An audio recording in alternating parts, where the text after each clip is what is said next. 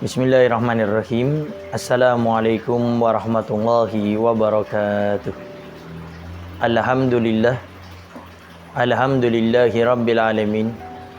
Wassalatu wassalamu ala asyrafil anbiya'i wa mursalin sayyidina wa habibina wa syafi'ina wa qurrati a'yunina wa nuri qulubina Muhammad Habibi Rabbil Alamin wa ala alihi wa sahbihi ajma'in.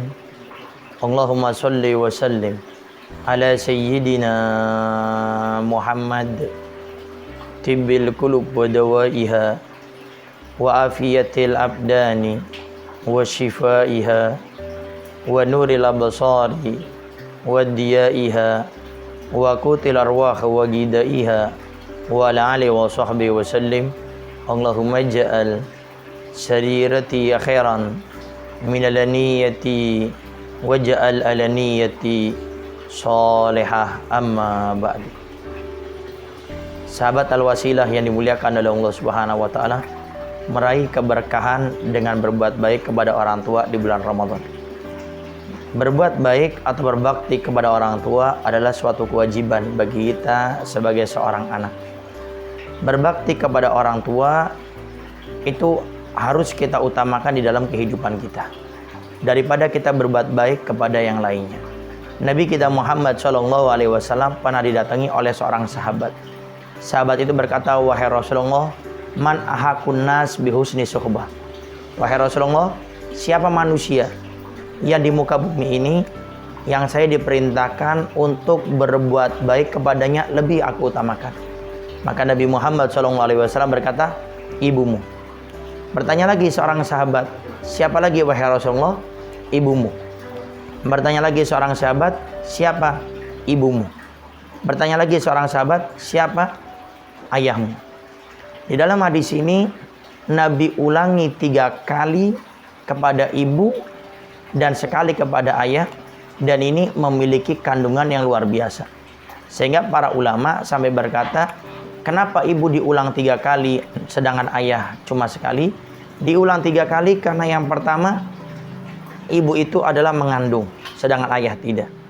Kemudian yang kedua, ibu itu melahirkan sedangkan ayah itu tidak. Yang ketiga, ibu itu menyusui sedangkan ayah tidak.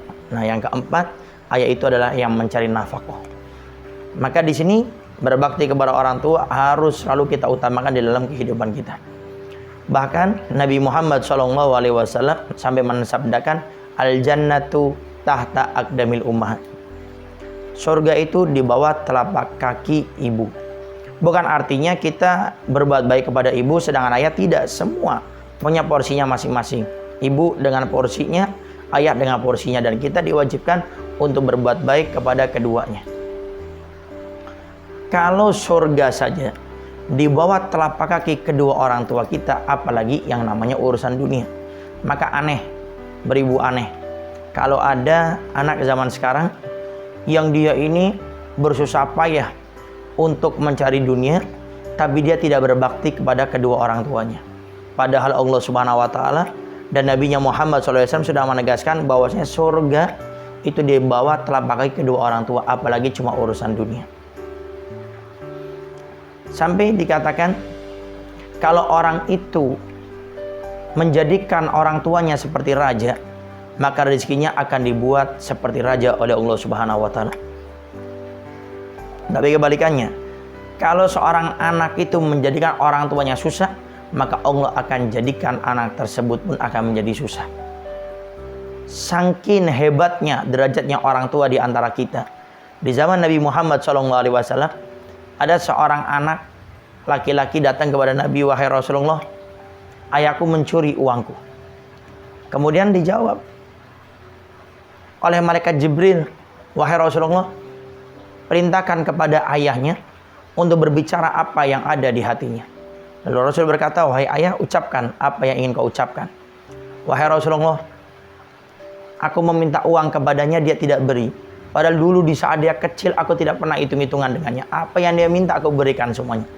Maka Nabi Muhammad SAW sampai meneteskan air matanya. Kemudian Nabi mengatakan, anta wa maluka li abi. Kamu dengan semua yang kau miliki dari harta, semua adalah milik daripada kedua orang tuamu.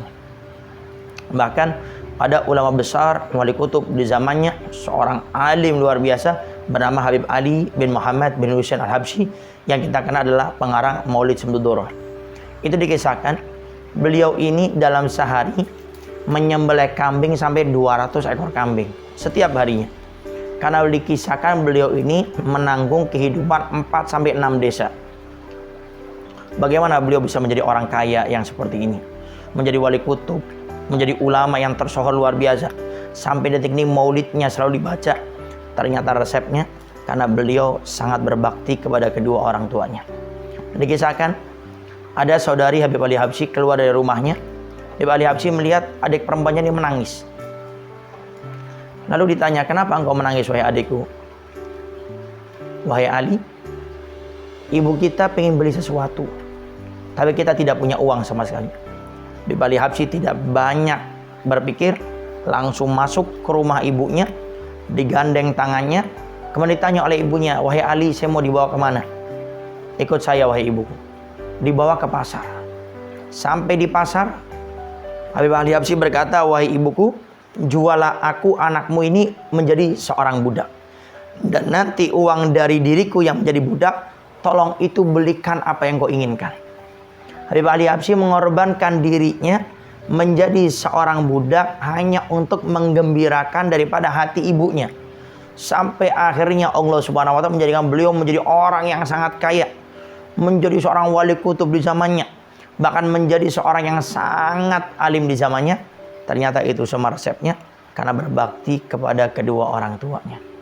Sahabat Al-Wasilah yang dimuliakan oleh Allah Subhanahu wa Ta'ala, intinya bulan Ramadan, bulan yang penuh dengan keberkahan, bulan di mana amal ibadah kita sangat ditingkatkan. Oleh karenanya, ayo kita tingkatkan amal-amal kita semuanya, khususnya dengan berbakti kepada kedua orang tua. Karena salah satu ancaman dari Nabi Muhammad SAW, seorang anak yang tidak akan diampuni dosanya di bulan Ramadan, walaupun dia masuk bulan Ramadan ribuan kali, adalah seorang anak yang durhaka kepada orang tua. Ayo, raih keberkahan dengan tingkatkan berbakti kepada kedua orang tua kita, berkah di dunia, berkah di akhirat, dan dimudahkan segala urusan dunia dan akhirat kita, berkah berbakti kepada kedua orang tua. Assalamualaikum warahmatullahi wabarakatuh.